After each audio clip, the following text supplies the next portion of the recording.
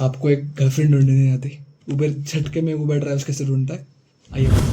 Okay, सो जब आप ride request करते हो ऐप पे, तो आपकी करंट लोकेशन बैकएंड पे सेंड होती है, ठीक है। उसके बाद एक micro service which is an matching service trigger होती है। ये क्या करती है, पूरा जो ऑपरेशन है of finding near by Uber drivers, ये पूरा कंट्रोल करता है।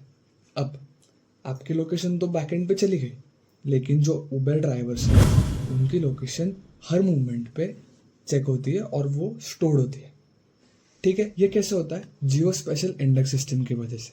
अब ये जो है दो सिस्टम्स कंप्राइज करता है, कौन से, एक होता है H3 which is Uber H3 and race.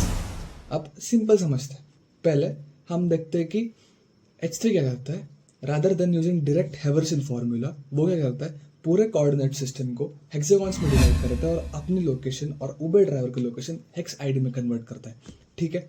अब ये हेक्स आईडी यूज करके रेड क्या करता है, ठीक है, मेरी एक करंट लोकेशन है, मेरी करंट लोकेशन के 3 किलोमीटर के रेडियस के आसपास कितने ड्राइवर्स है ये बताता है।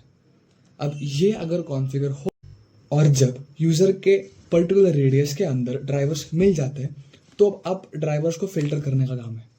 कैसे फिल्टर करेंगे उनको, as per their rankings, their ratings, availability, user ने कौन सी व्हीकल चुनी है उसके ऊपर हम ड्राइवर्स अलोकेट करते हैं, राइट।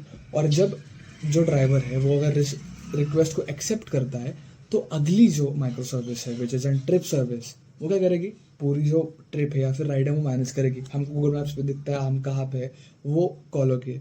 सो इस तरह से पूरा फ्लो होता है।